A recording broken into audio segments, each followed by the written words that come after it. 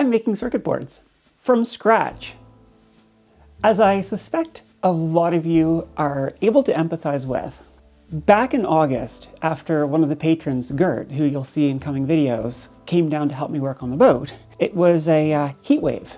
And I thought, instead of working on the boat where I'm exhausted, maybe I'll just start working on the circuit board, wait for the heat wave to pass, and then go back to working on the boat.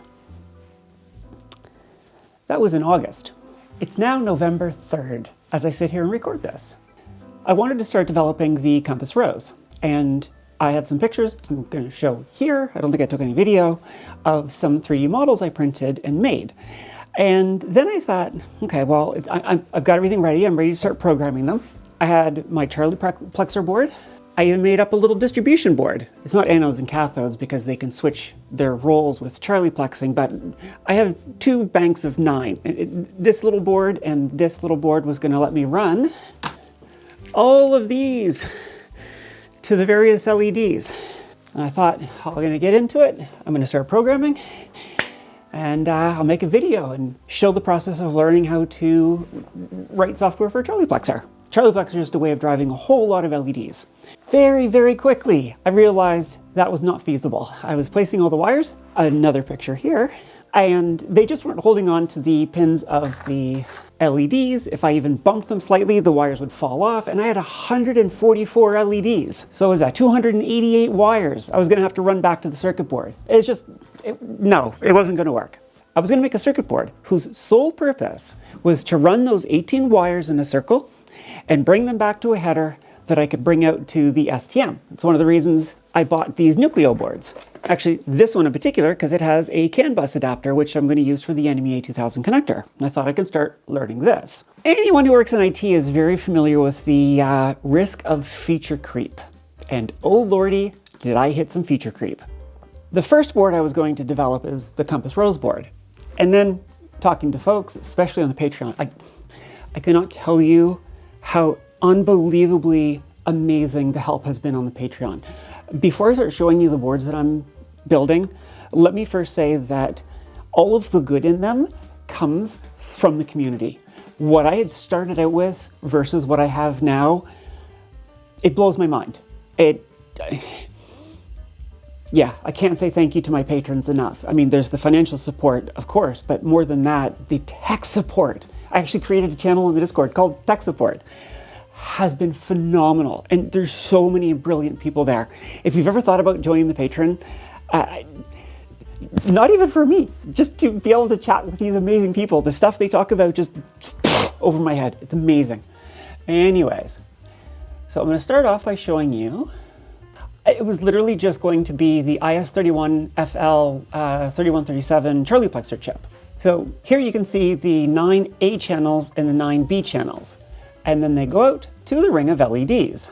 And that was it. That's all I planned to have. And then I thought, okay, you know what? If I've gotten this far, why don't I add one of the LCDs? You can see in the middle of the 3D print, there's going to be there's a slot for one of the LCDs. One of these. I've probably mentioned it before, but briefly, everything that I'm putting on the board has it's red light with an LED wavelength of 625 nanometers or higher, which specifically I chose because it doesn't trigger the messing up your night vision and the cones on your retina. Anyways, so I thought, okay, well, you know what? I'm going to add the LCD. Great, did that. That was it. I had a little dip switch because I was going to switch. At the point here, I didn't know if I was going to use 3.3 volts or 5 volts to drive it. Doesn't matter. And that was it. That was it. That was going to be the whole thing. So you can see here, it was just a ring of all of the LEDs. It had the LCD, it had a pin header here, and then just some resistors and stuff. And the actual, I said IS, I said the model number wrong earlier. It was the IS31FL3731. And that was it. That's all I was going to do. And the supporting capacitors. That I had probably within a week. And that was my goal. But then folks said, well, if you're doing this anyway, why don't you put the STM32 on there as well? And that started a chain reaction. That board went from that has become this. Now, the first thing I did was I added the STM32, and it was going to run the connection to the IS31 right here. So that much stayed the same, and I still had the LCD. Since then I've decided I'm just going 5 volts. So the stuff you saw before with the 3.3 volts, it's gone. But once I had the MCU on there, I thought, well, how am I going to flash it? Because these boards have a USB header on it. It has the ST-Link programmer on it. It's a thing. Not really relevant, but I knew I had to replicate it. And so I ended up creating this little jumper header, which is the single wire programmer.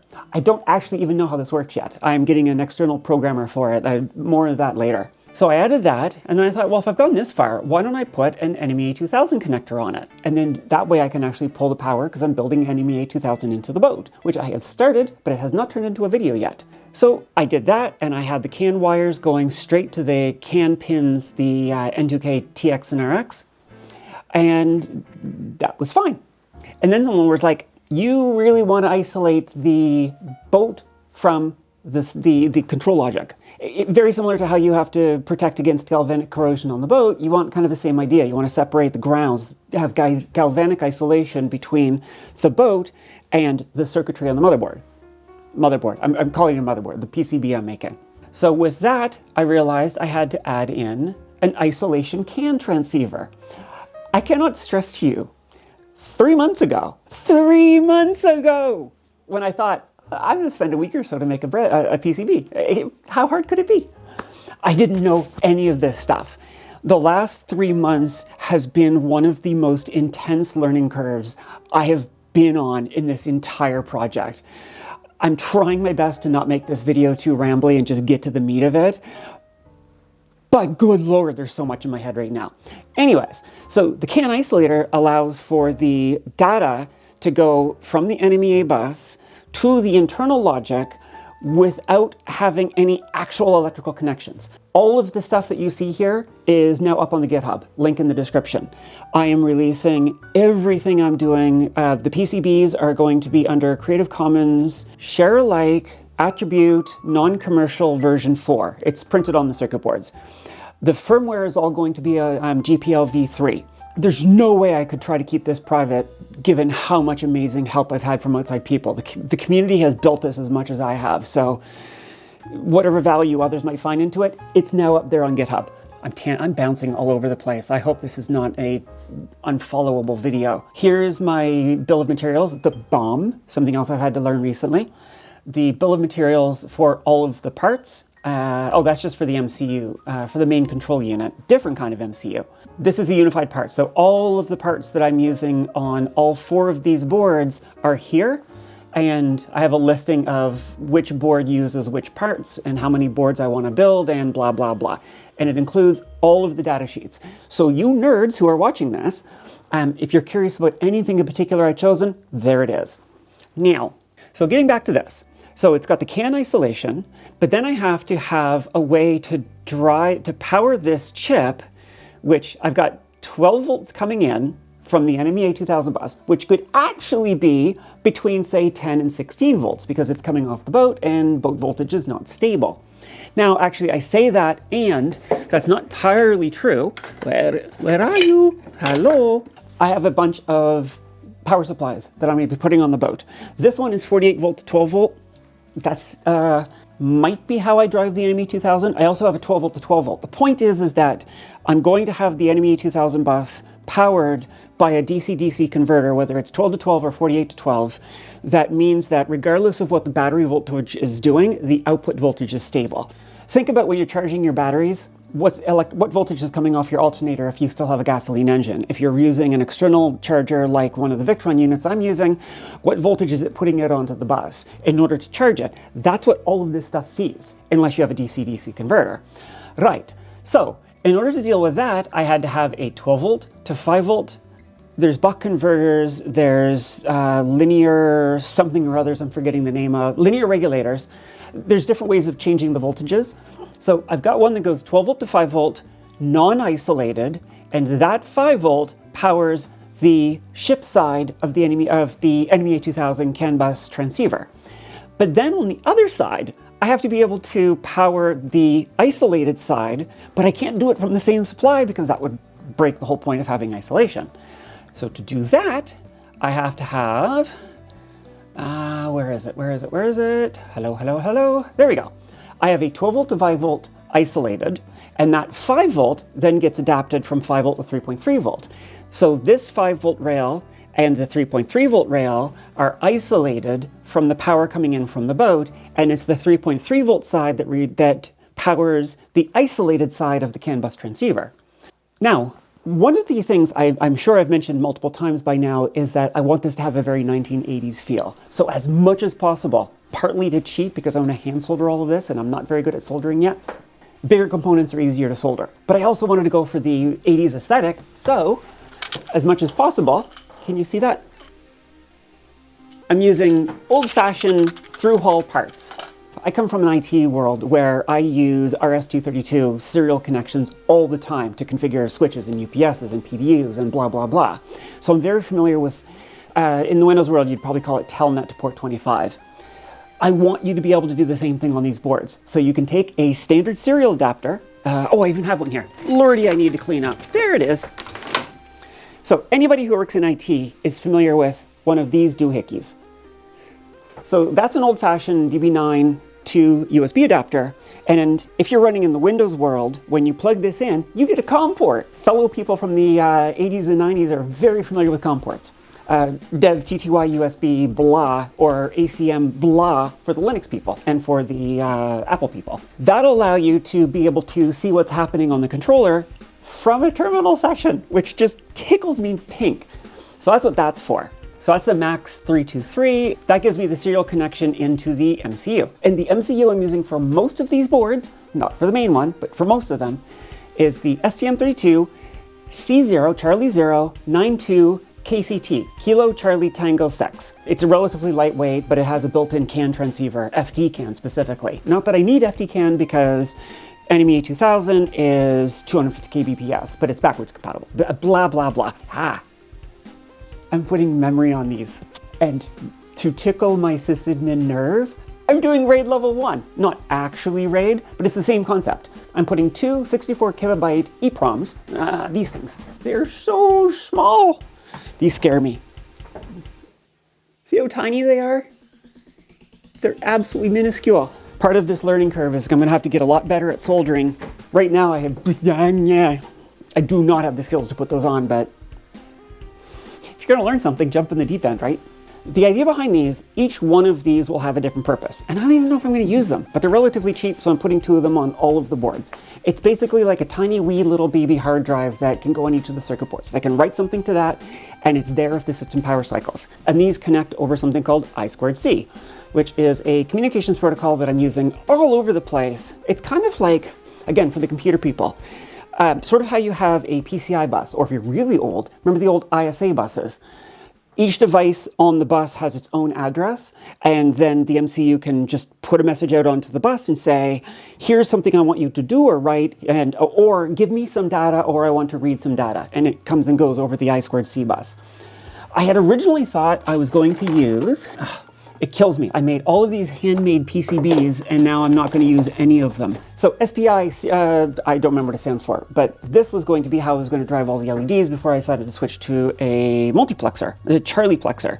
Anyways, point is, it's a bus. I can string a whole bunch of devices off of it, and it only needs a couple of GPIO pins. One of the things I've learned very quickly is how fast you run out of general purpose input-output pins on these little MCUs. Being pin-wise is something you really have to be careful of when you're designing this stuff. Okay, what's next? This is very, very simple. Some of these parts here are diodes that have been crossed out because I'm not quite sure what's going to be the best way to protect the data going to and from the GPIO pins that come off the circuit board. What do I mean by that? So for each one of these, if you saw my earlier videos when I was building these on breadboards, which was a whole mess, I had a switch to allow me to change what's displayed on each one of these. So I have like a momentary contact up and down switch for page up and page down. And I have a third switch that is just to turn this off entirely if I don't need it. So point is, I have wires now coming from somewhere else to headers on the circuit board. And at first I just ran them straight to the MCU because why wouldn't you? Did I mention I've learned a lot? So I was having a board review just a few days ago on Saturday with some of the patrons. Thank you guys again so much. one of the patrons commented, well, you could induce voltage onto the wire if there's any noise near the wires. They could act like little antennas, basically. And if I say anything wrong, I apologize, I'm still learning. At the time, I thought, well, there's nothing really at the Helm station that could do that. It's not like it's going to be in a noisy, like a machine room or something like that. But then one of them was like, but you have a handheld VHF antenna, or VHF radio. And I'm like, oh, shit, yes, I do. So I had to add some protection. So what I've got here is on the wire that comes in from the plug. Where did I just have that pot? There it is. So imagine this wire is basically like an antenna. And I take my handheld radio and I turn it on and it starts broadcasting at 6 watts. That's a fair bit of power that's now going to be passing over these wires. And when you pass a magnetic field over a conductor, you get voltage. That's how generators work. So I could suddenly have spikes of voltage coming down through this wire into the MCU. Now, I'm going to wrap the inside of the Helm with aluminum and that'll be grounded. So hopefully that'll deal with most of it. But I'm assuming that I have no protection, designed for worst case. This R20, the 10 kilowatt, oh good lord. The 10 kilo ohm resistor is just a standard pull-up resistor. What does that mean? I didn't know either. When you have a GPIO pin on if you've got an Arduino, if anyone's done an Arduino, you're already familiar with this. Not sending voltage to it doesn't mean that it's zero. It just means that it's floating. And pins don't like to be floating. They want to either be clearly high or clearly low. So the way you do this is you put a resistor. If it's a pulled down resistor, you put like a 10K resistor on the pin going to the ground. So when there's no other influence, if there was any voltage, if it wasn't exactly at 0 volts, it'll be pulled down by going through that resistor slowly. But the resistor is a high enough resistance that if I send a 5 volt signal or 3.3 volt signal towards that pin, some of it will bleed through the resistor, but it's a high enough value that the majority is going to go to the pin and pull it up to 1. So it's a clear 1. As soon as I pull the voltage off, because that ground resistor is there, any transient voltage or any leftover voltage gets sucked down to ground and the voltage drops back to 0, and now the GPIO has a clear 0 input. Pull-up resistor is exactly the opposite. It means that it's always pulling to the 3.3. If I say 5 volt or 3.3 volt, the STM32s are always 3.3 volts, but I do have some 5 volt devices and I just sometimes blurt them out backwards. I know which voltages are which. Apologies if I get them wrong when I'm talking. Anyways, back to it. What you're seeing here are what's called NetNames. And to anybody who's done circuit boards, this stuff is so 101, and I don't want to pretend like I sound like I know what I'm talking about. I barely do. But for folks like me who didn't know shite before starting this, it's some basics. So if you actually look at the MCU, everything goes to NetNames. So there's the I2C. So I have the serial data and the serial clock. So instead of actually running a trace, which would very quickly make this schematic impossible to read because there'd be wires going everywhere, I instead set it out to a net name. So board I2C, SDA, and wherever I want to use it, there it is. So board I2C, SDA, and SCL, serial data and serial clock. You can see these two memory chips have a wire tying them into the board I2C. This is a way of just saving me from having to manually run the wires everywhere. And this translates to creating an electrically complete circuit so that when you go to lay out the circuit board, it knows where all your connections have to be. So if anything's missing, it tells you, or if anything's connected the wrong way, it warns you. So you'll see on the plugs, so I have another DB9 connector, one for the serial so I can actually talk to the MCU and see the data coming and going. That one is a female header. I have a male header. The male header is going to be another DB9 that I can screw in and has the wires going off to the switches and the pots and whatnot. So you see here I have LCD page up in, just means it's going into the MCU, into the CPU, plug side. And then coming down here, I have LCD page up plug. So that tells it, this wire here, just pretend it goes all the way to that pin on the connector that goes to the physical switch. And then it does its doohickey stuff. And then on the other side, LCD page up in. That's a separate net, which then ties to the MCU, LCD page up in. This we go, right there. If you remember the IS31, it's got all of these CA1 through 9 and CB1 through 9. I always want to think anode and cathode, but it's A and B, and that's not what it is, because any one pin, actually, briefly, how does a Charlieplexer work? So trying to drive 144 LEDs with the fewest number of GPIO pins requires you to be creative. And there's different ways to do it, but the way the Charlieplexer does it is, it basically loops through, and on each sweep, it will take each pair of pins, so CA1 and actually let's look at one of these specifically. So CA1 and CA2 should go to the very first LED, which is the outer ring north position. So you can see how if CA1 is connected to ground, and then CA2 has a voltage sent to it, this LED comes on. So it'll drive that LED on for however long, however brightness, depending on how it's configured, and then it turns it off and it moves over to the next one. If I want to light up diode 1 and diode 2 at the same time, what it's going to actually, and this is simplified, is it is going to say, okay, CA1, pin CA1, you're now ground. It's going to go to CA2, you're now an anode, positive, and it's going to send voltage out. And then LED D1 lights up, but only for a moment. Then it switches over and turns on A3 and provides voltage. But before it does that, it has to stop providing voltage to CA2. Only at any one moment in time, only two pins are active. One is an anode, one is a cathode. One has the positive and one has the negative. But it does it goes through and sweeps so fast that persistence of vision, the reason why CRTs work and anything, if you've ever tried to record anything and it flickers, it's because it's using persistence of vision to make it look like it's a solid object. LEDs are fantastically famous for this.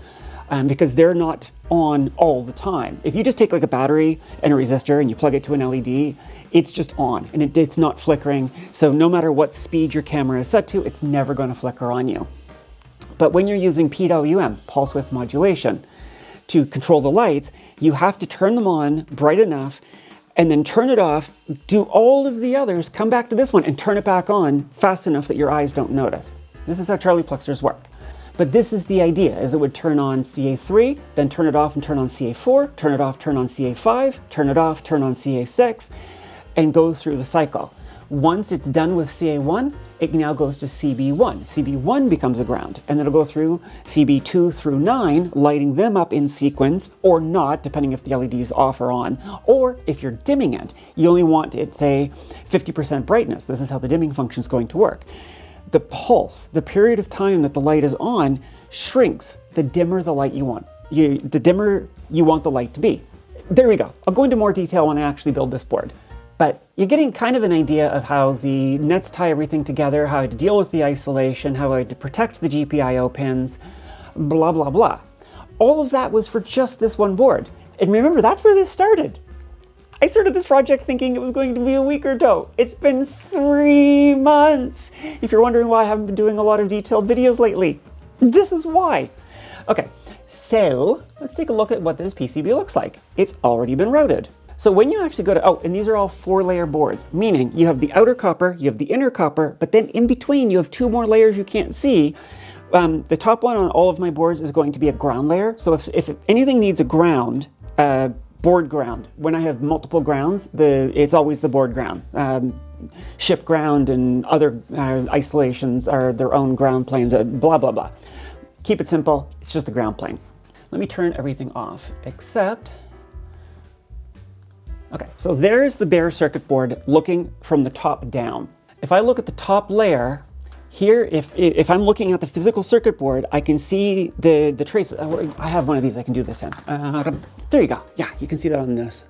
So this one is blue, but you see right there, for example, there's 2 really fat traces that you can see under the epoxy layer. I think it's epoxy, whatever they use to protect the conductor underneath. You can see all of the wires that have been laid out on the board. I have another one that I can show you as well, back at the LCD panel. So you see how you see the lighter shade of white?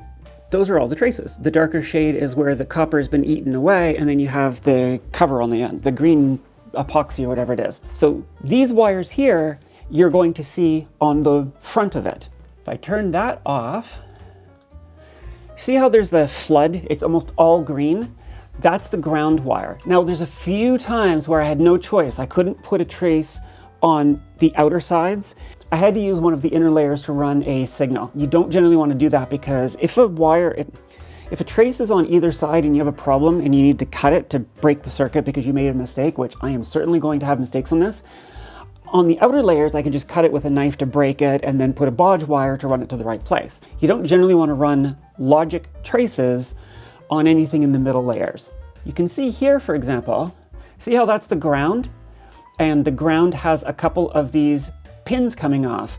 I didn't have to run a wire to here because it just automatically connected it to this ground plane.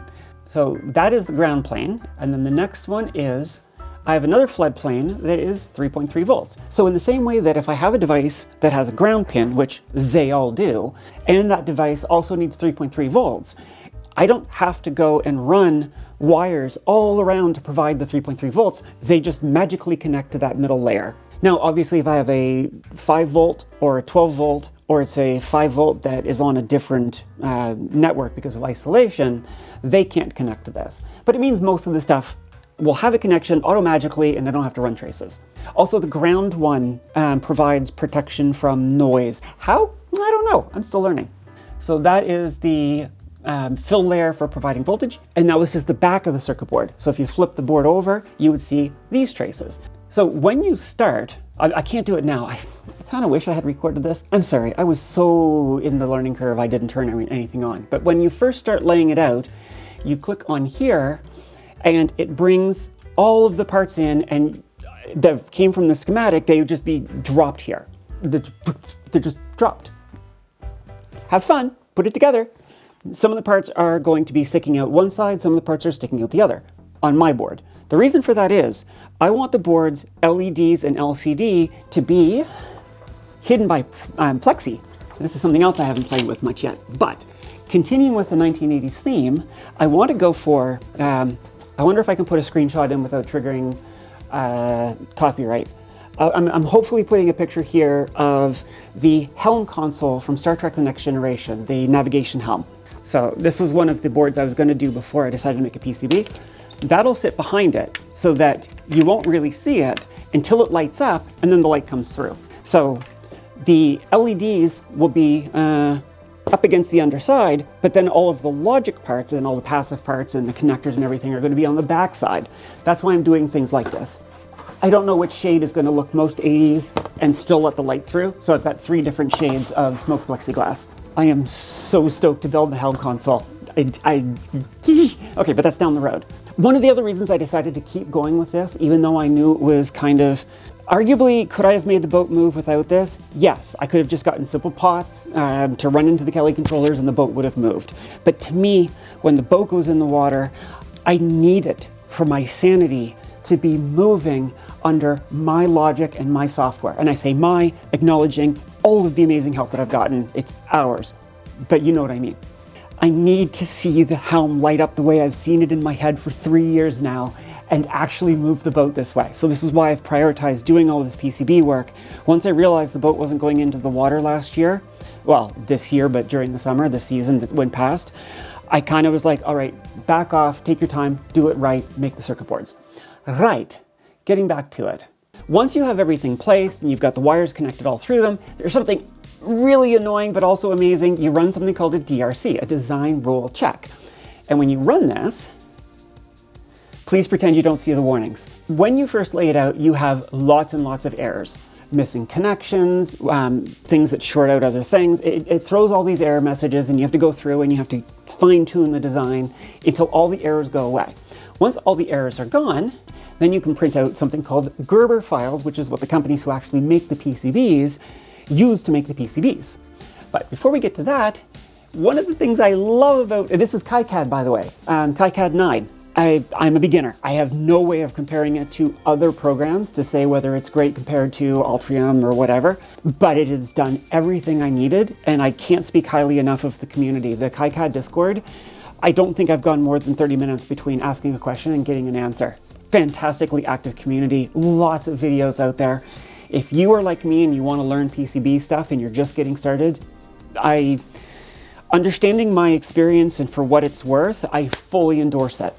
Now, one of the things I really like is you can do, what is it, option 3? You can get 3D renders. How cool is this? But you can see how, what it's going to look like. You can't really move things around really easily. But, oh, wrong way. There we go. So you can see this is where, can I move the mouse? Because the on-screen display is going to be hiding it. But you can see these traces and you can see the little vias, which is where if a wire has to punch through and go a different direction on a different layer. And all the pinouts, and there's all of my LEDs. It was fun because I had to learn how to, because these LEDs weren't in the stock library, but it has a mechanism for being able to create your own parts, including in 3D. I didn't do the 3D animation. I was downloading the .stp or step files from the vendors. Almost all the vendors had 3D files for rendering their parts. You just have to put it together. And you can flip it around. Yes, I put a mermaid on it because of course I did. I bought it from an Etsy designer. I'm hoping at some point, a friend of mine's an artist, and she's really busy right now, but I'm hoping that before I make more of them, I'll get an actual custom mermaid on the silkscreen. You can see there's the IS31 chip. You can see all the wires coming off of it, all of the capacitors. These, something called decoupling capacitors. It's all stuff I've learned about. We'll go into details when I build the board. How many times have I said that? These cutouts are for the switches that will punch through to the front panel for page up, page down, turning the things on, dials and whatnot. There's the two memory bits there. Test points. So many test points. And this is one of the things that oh, wrong way. One of the pieces of advice wrong way. I got from the folks in the Discord was have test points so that you can clip your oscilloscope probes to when you're debugging your software. I don't know how to use an oscilloscope yet, but I'm going to learn. So much I'm going to learn. Oh, you notice how you've got thermal pads here. Let me zoom back out. Remember I showed you how I had like the 12 volt to 5 volt and 5 volt to 3.3 volt? Those generate heat when they're working. I cannot tell you how tickled my nerd glands are at seeing this and knowing that I laid it out. If you've ever thought about making a circuit board and you have any claim to being a nerd, do it. Do it now, do it yesterday. There you go. There's one of the linear regulators. That's what the LR is. This generates a fair bit of heat. So in the same way that you would have a heat sink for like a CPU or something like that, having a big plot of copper on both sides with the through holes to help transfer some of the heat through. And these are like 1 millimeter holes. They'll be plugged with solder to help transfer the heat to the other side. So it basically acts like a couple of radiators to take the heat away because these are not super efficient. Switching power supplies are the most efficient, but they're much, much bigger and more complicated. And for the tiny little bit of current that I need at these various voltages, this was fine. Oh, N2K2. I can show you a fix. Okay, so see how that says N2K2? That should be N2K1. That's because at some point I deleted it and added a second one and it incremented the number. Where's the N2K? There it is, there it is, there it is. It's under here, so I have to hide those layers. There it is. Now that's wrong. So what I can do is come back to my design, come to here, change this to 1, save it, do my DRC checks, even though I know that's not going to break anything. No errors. So now I can go back to my PCB and I can click update from the schematic, update PCB, close, and now it's N2K1. So it's the first connector. Now, if I do the animation or the 3D again, sorry, I'm very excited and talking very fast because this shit is awesome. There you go, N2K1. It's that easy. If I had just seen somebody show me all of this 3 months ago and said, yeah, you'll be doing this in 3 months, I'd be like, you have too much faith in me. But it's really not that hard. So anyways, I have a whole bunch of power supply protection stuff. Probably the majority of the cost and component count has gone into power protection. If you recall back when I was, the last video I did a while ago where I was using all of the wires on the breadboard to try to control the motors and it was not behaving very predictably, almost certainly it's because I didn't have a lot of this power stuff and signal protection stuff and it was just, there was noise everywhere. Between making a board work and making a board work well is a couple of weeks versus 3 months worth of work. That is the biggest lesson I've taken over this lately. So now when you want to take nice pretty pictures, it's just an M1 Mac, it's nothing fancy, but you can even do ray tracing to make it like have shadows and stuff. Voila! It's off kilter, but you can see now it's got shadows and it's prettier looking. Is that useful? No. Does it make me happy? Oh yes. Okay, So that was just kind of showing the process of what I've been doing for the last 3 months. In total, I now have 4 boards, and I want to tell you briefly what those 4 boards are, and that'll be it for this video. And then I've got some other stuff I need to do, but all of the parts are going to be on order, and I'm going to make videos as I assemble each board and go into more detail, like I said. So let's look at the other ones. So that was the CANbus rows. Let's look at the MCU, the main control unit. This is kind of like the brain, the motherboard of the boat. This is going to replace what I had built on the breadboard to control the motors earlier. That's effectively what this is, just ridiculously better than I had it before. So the motor controllers, where's one? The Kelly motor controllers that I ordered, I paid for the CANbus option. The CANbus option, and this is not NMEA 2000, this is actual CANbus. The key thing is that it'll allow me to get things like motor RPM, the temperature of the motor, temperature of the controller, and a whole bunch of other data that I very much want to have. So I have on this board, which is using a different MCU, which is going to be so fun to solder. It is the STM32 G474RET. That's Golf 474 Romeo Echo Tango. Links to all of the key parts I'll put in the description when I make the video. This is a much more high-performance chip, uses more power, so it's one of the reasons I'm using it only once. Costs more, which is about 4 to 5 times more expensive than the MCU I'm using on the other boards. But that's, in the grand scheme of things, $8 difference is not a huge difference. The main reason I'm not using it across the board is because I want the power savings of the smaller chips. This one has, the key thing about this one is that instead of having 1 CANbus connection, it has 3. So I've got my NMEA 2000, which you saw on the previous board, and then 2 more CAN ports, one for the 10 kilowatt controller and one for the 5 kilowatt controller. All 3 of those have to have their own isolation. I have 4 different isolated power buses on this board. So much of what you see here is the connection to the NMEA 2000, which gives me the data connection and the power for the board, which then goes through the same 12 volt to 5 volt isolated, 12 volt to 5 volt isolated, 12 volt to 5 volt non-isolated, and 5 volt to 3.3 volt. So I have these 2 more isolated planes for the 2 motor controllers. First I have the CAN connections, and to actually communicate logically, pressing the foot switch, choosing high speed, mid speed, low speed. So those digital signals have to go through their own isolators. And then on the other side, I have to have a way of sending a 0 to 5 volt signal to the motor controllers to signal how strong I want the regen and how fast I want the throttle. So those go through their own DACs, which are themselves isolated. So I have the digital signal that is coming out of the main control unit, the CPU, the STM32. That digital signal goes into the MCP 4726, which converts it to an actual voltage, which gets sent down to the Kelly motor controllers over their dedicated pins. So all of the motor control and CAN connection are isolated per motor controller.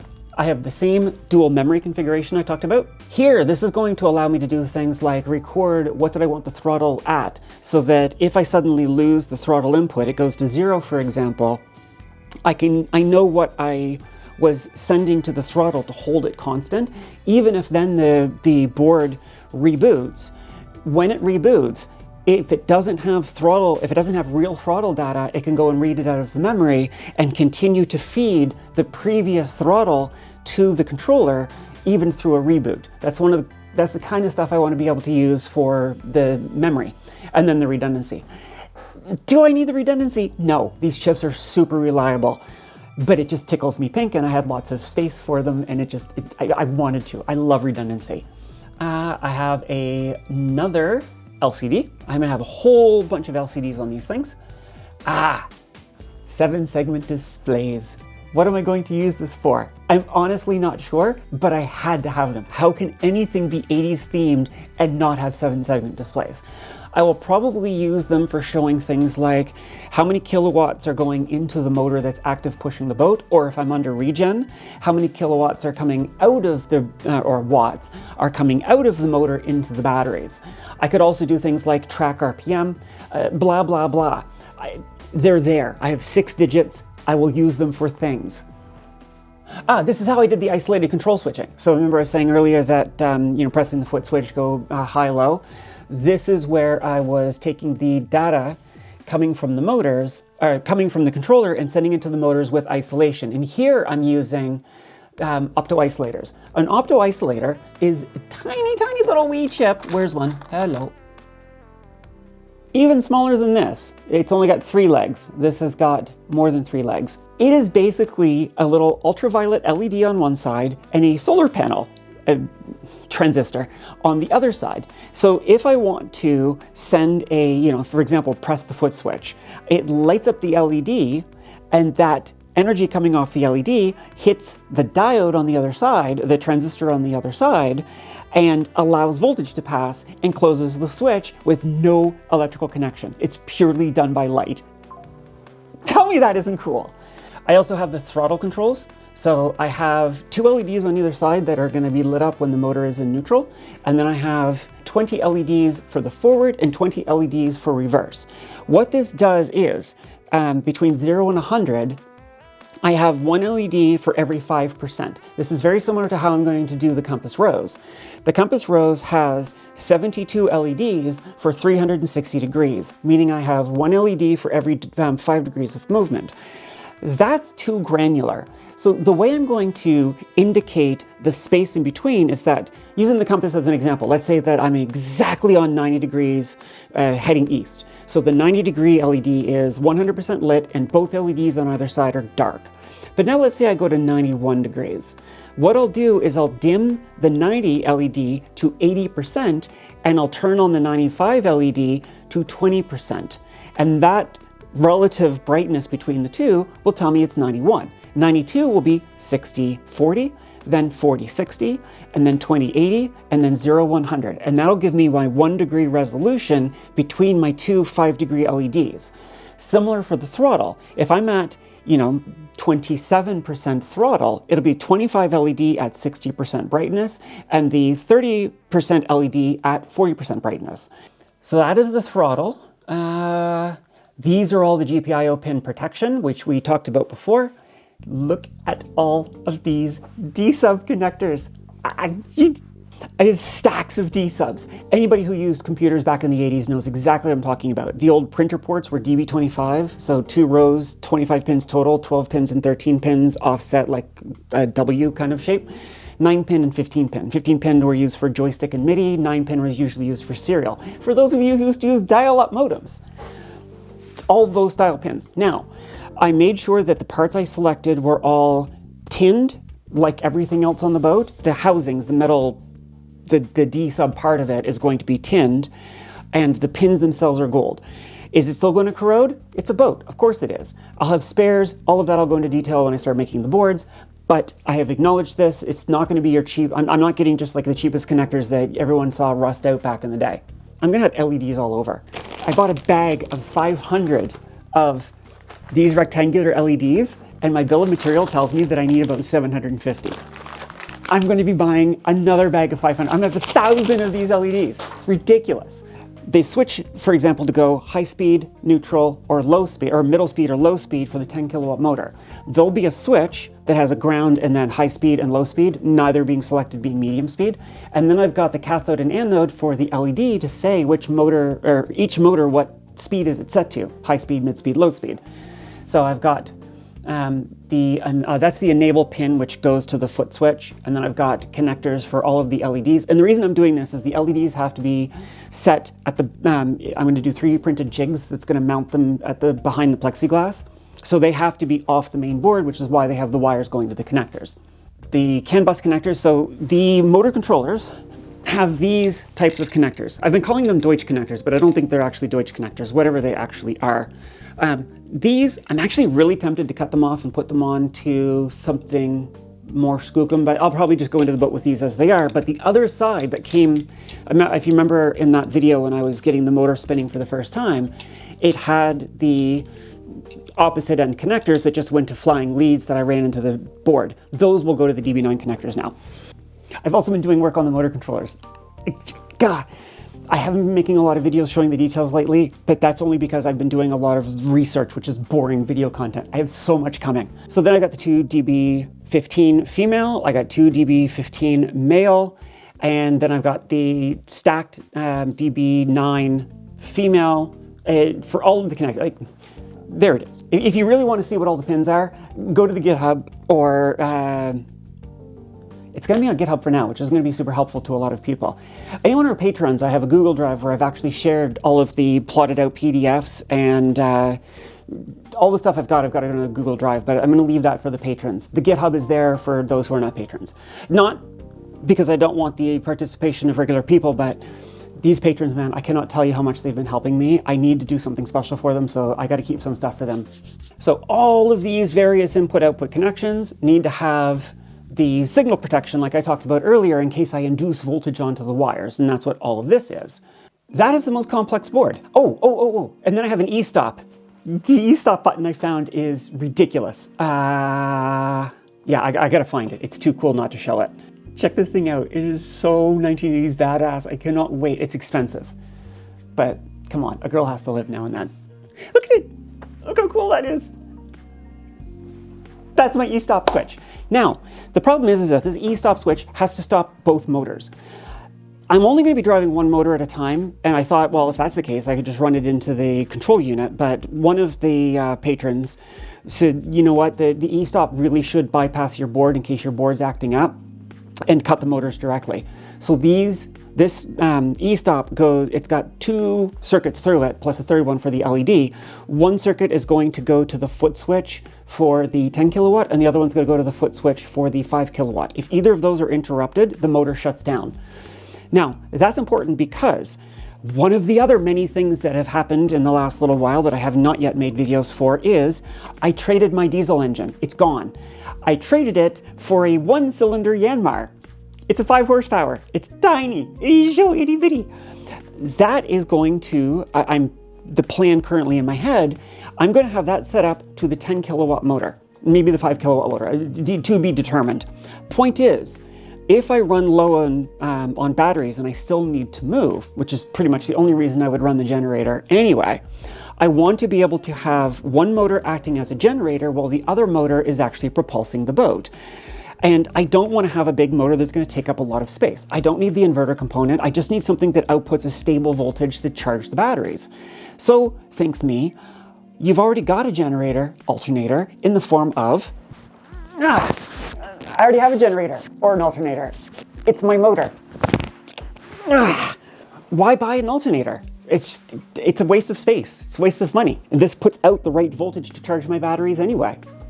So I could be in a situation where one motor is being used to push while the other motor is being used to convert electricity coming from the diesel into electricity. So having the e-stop cut the foot switch to both motors means that no matter what configuration the boat is currently acting in, it shuts it all down. It's glowing red and it's black. I love it so much. And you can see there just a moment ago, last purchased. I placed the order today for all of the parts. I literally finished this yesterday. So this e-stop switch logic, it interrupts the foot switch, which is the most important thing. But if the control board is still working, I need to know that the user has pressed the e-stop switch. If that happens, I want the main controller, if it's still working, to know that the user has hit the e-stop. So when the e-stop button is pressed, as well as on top of breaking the connection to the foot switch to the two Kelly controllers, I need to signal a message to the MCU so that it knows that the user has gone into e-stop and it can safe everything. But there has to be a flip to that. If the MCU wants to be the one that triggers an emergency stop for whatever reason, something's overheating, for example, I want the MCU to be able to send a signal that cuts the foot switch for both motor controllers. So this little circuit here does all of that. So with all of that, we get this PCB, which is a lot more complicated. Now, there's a lot of dead space on this board. It is not optimized, I know. I have redesigned this board multiple times. It's good enough. At some point, I'm probably going to sit down and redo this all again because I'm going to learn so much between now and when the boat's in the water. I'll make a more efficient board then. Without going through all of the details, this is what it looks like. So this is going to be the side that's facing the plexiglass. You can see the 7-segment display, the LCD, and there's the throttle. And at the top, there's going to be, am I running in remote control, starboard throttle, or port throttle? And because I want everything to be field repairable when I'm underway, which is one of the big reasons I wanted to do all of this stuff from scratch myself, because there was no product on the market where how the board works was shared with the consumer. You couldn't fix it. It was all just black box. The single biggest reason for doing all of this is field repairability. And the reason why I'm hoping other sailors might be interested in working on this project and building on it and using it themselves is for the same reason. If something breaks and you're in the middle of nowhere, you can't get to an authorized Torqeedo or Ocean Volt place to get it fixed. You have to be able to fix it yourself. In that ethos, I have printed right on the silk screen what every plug is and what every wire is. All of the active components are labeled with what the component is. If it has I2C addresses, like the memory, it tells you what address it's all at. And then here is all of the D-sub connectors. Tell me that doesn't look so 80s industrial. Whoops. Let's zoom in. I do not like the scroll wheel on the Magic Mouse. Now, one thing I didn't talk about was relays. I have a separate relay board, which we're going to look at in a second, but if the NMEA 2000 bus went down for some reason, I wanted to be able to control the blower fan for the engine bay, and I wanted to be able to control the pump for the liquid cooling of the motor and the controller myself. So I have a couple of automotive 12-volt switches with a big protection diode so that I can run 16 amp inductive loads through these relays. The same ring terminals that I'm using for all of the breakers will fit onto this. So I can take the wire that goes to the breaker for the blower or to the pump, and I just run it through this MCU as well.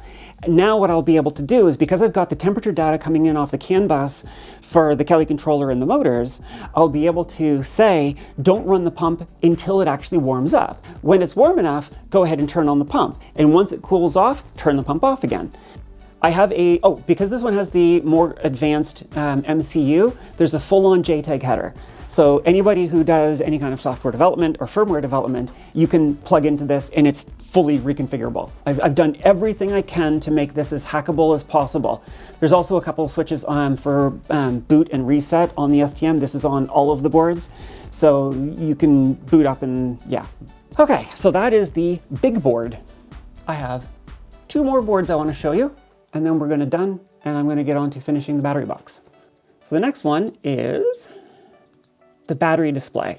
So I've got the 5 48-volt batteries, and I'm going to have 2 12-volt batteries.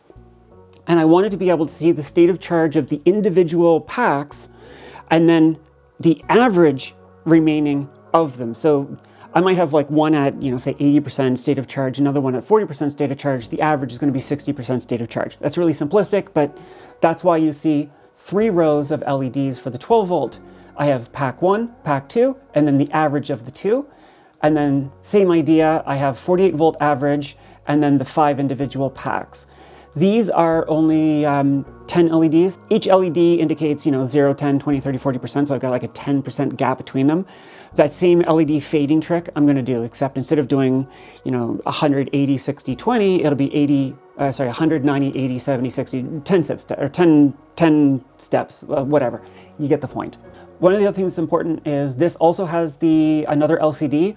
The ABYC requires, as part of, I think it's E13, the electric propulsion, you have to be able to show our estimated range and estimated runtime remaining at, depending on what the throttle position is. So I'll probably look over the last 5 minutes, 10 minutes, 15 minutes, whatever I find to be useful, and say, what's the average consumption been and how fast have I traveled in that time? And I'll be able to display on the LCD how much more time and how much more distance I should get if the conditions remain the same. Anybody with an electric car that has the range estimate, it's the same logic. There's my memory chips again. This is a pretty simple board because it's just the battery display. It has the same, where's the programming header? Oh, there it is. There's a programming header. There's the serial port, my voltage regulation, and this is the C0 MCU again. Really, really simple, very little input, so there's just a few GPIO pin protection. Don't get so excited you can't talk, Maddie. And here is what it looks like. So you can see, if I can zoom in, on the silk screen, you can see that it shows the 12-volt here. There's the 51.2 volt. I called it 48 volt before, but I actually showed them on the silk screen as their real nominal voltages. And the LCD. And then there's those cutouts for the switches, the page up, page down to change what's being displayed and turn the display on and off. And the last one is also very simple, but also I think one of the ones I'm more excited to play with. I mean, I'm excited to play with all of them, but you know what I mean. Digital switching. So what this is here, I want to be able to control when I have the steaming light on, the navigation lights, the deck light, and the anchor light. I also want to be able to control things like, what are some of the other things I'm going to run through this? The pump and the blower are going through the MCU. I had a bunch of ideas of what I'm going to run through this, but right now the nav lights are the main one I'm thinking of because those are what have to work in order for the boat to go in the water. Normally, what you do is just, if it gets dark, you run in and you flip the switch and you turn on the nav lights. Or if you're turning on the engine, you go in and you flip on the steaming light. Or if you drop the hook, you go and flip the switch for the anchor light and you turn off the other ones.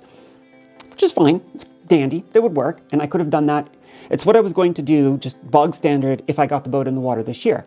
But I didn't, and so I'm going to have a relay board with 9 relays, but they are latching relays. So the relay that I'm using on the main control unit is just a bog standard automotive relay.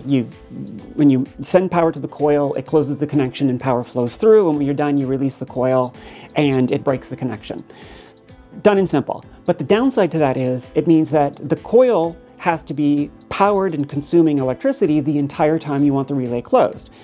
For the cooling fan and for the pump, I'm not too terribly concerned about that. If I'm in a situation where those have to turn on, the amount of power used by the relay is an infinitesimal rounding error compared to how much battery power I'm using to actually propulse the boat.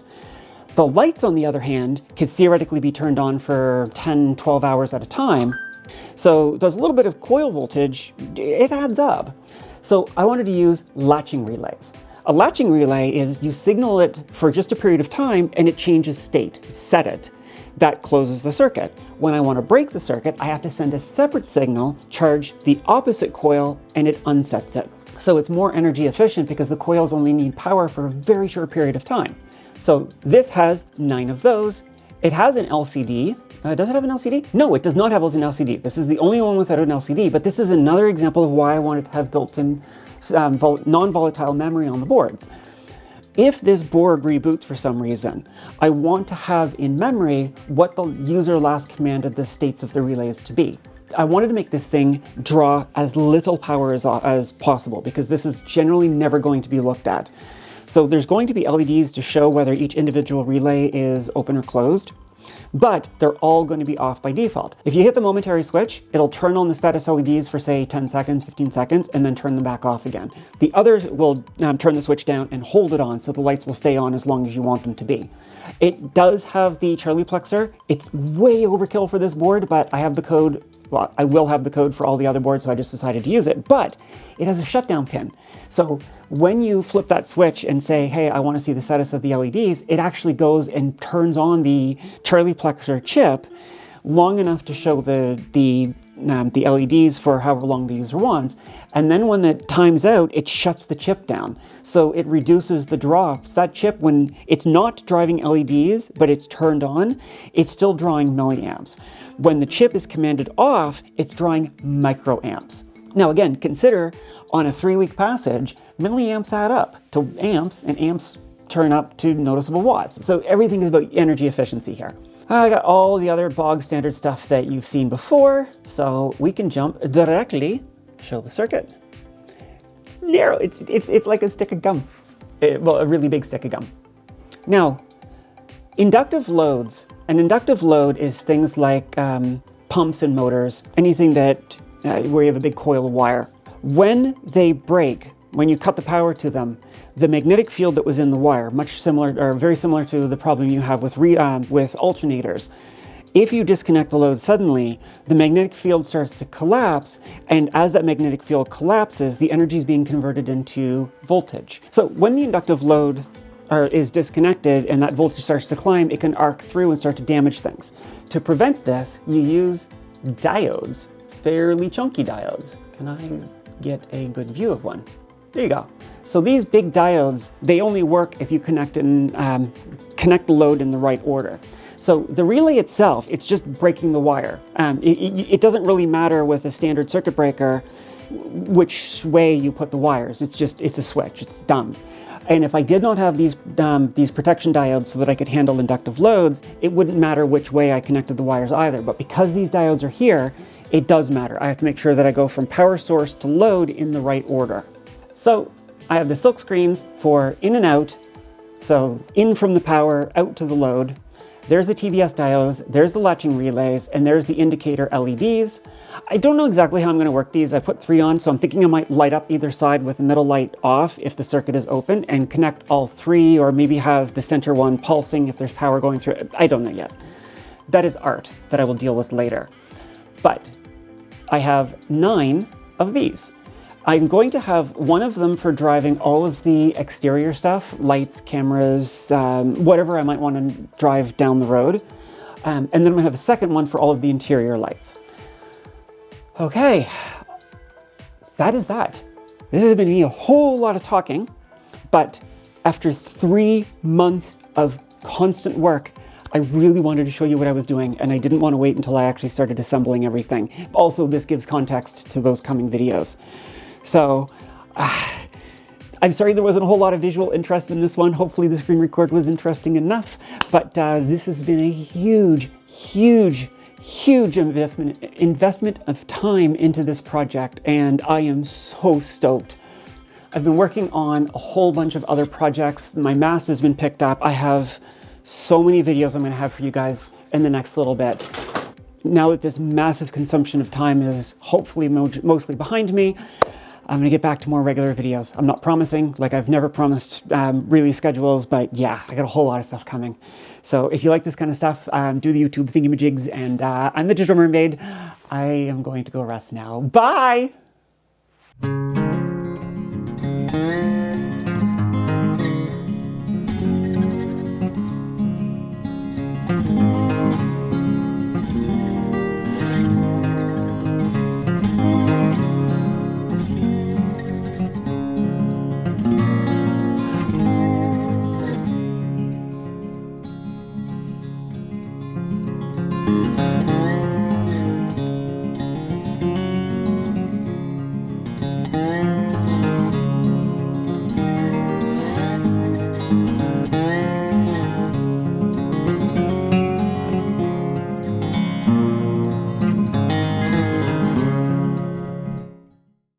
And as the voltage starts to climb, as the